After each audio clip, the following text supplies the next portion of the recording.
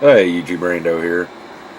So, we're doing a bug out bag video in the next few days. I'm fixing to break it down again and go through it. And every time I do a bug out bag video, I get comments. Where's the bug out bag food? What kind of food do you bring? I've said it in previous videos. I take a bucket of freeze-dried food anytime we leave, evacuate for a hurricane or anything like that, which we usually don't evacuate. But if we do, I have a bucket of freeze-dried food that goes with us. We have a couple of gallons of water in each vehicle, so we wouldn't be without anything. We would have some kind of food, but it's been pointed out to me more than once that you should have food in your bag. And recently we took and broke down the bug out bag and cleared out a lot of stuff we know we're never going to use. So we took a lot of stuff out of the bag, tried to cut the weight quite a bit, and in doing so I have a little bit of extra space in my bag. So I am going to go ahead and throw a little bit of food down in there. Not a lot, just enough for my kids to be able to eat for a day would be nice, something like that. And so what I did is I just threw some ramen noodles down in this one.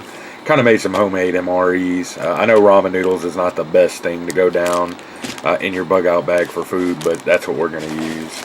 And then I've got 2 things of peanut butter. And what I did is I went ahead and marked the expiration on everything.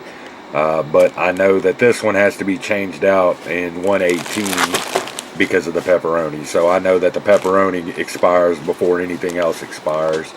So I can pull this out of the bag, swap out the pepperoni, and put it back in the bag. And then I'll mark that out and put the new date on there. And it'll probably be closer to 6/18. So pepperonis go out pretty quick, but that's really, besides beef jerky, that's a meat that you can carry that doesn't have to be refrigerated. So that's going to be the first one right there. Again, just a couple peanut butters, 2 packs of pepperoni, and a couple of bags of ramen noodles. And then this one, I marked the earliest expiration on what's going to actually expire first, and that's the beef jerky. This is Jack's Links beef jerky.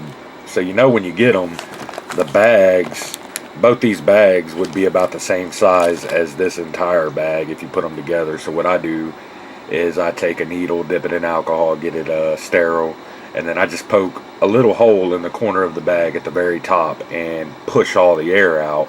And as I'm pushing all the air out, I have a piece of tape ready.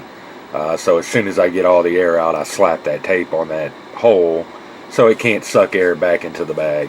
And then I broke them both down and rolled them up, and you can see I can fit 2 bags in there, whereas those 2 bags would have took up the same space as this entire bag. I threw some survival tabs down in there. We have them, so I figured why not.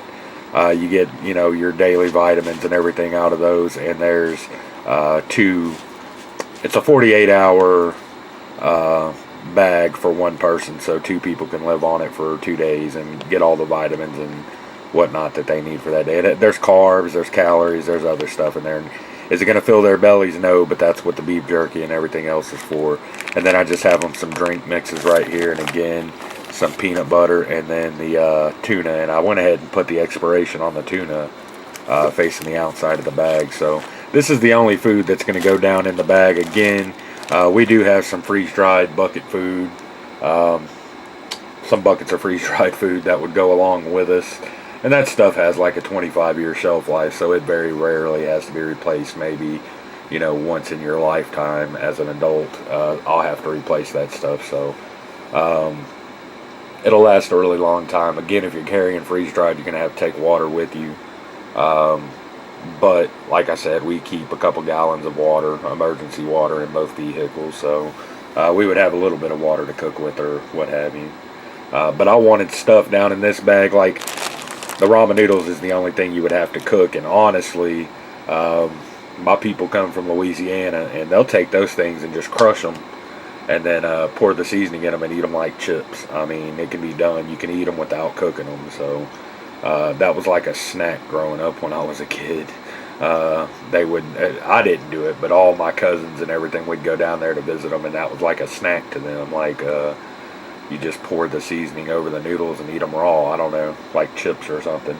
So you wouldn't have to cook them necessarily, but I'm just saying, everything in these bags you could pretty much eat as is. You could eat that straight out the Mylar.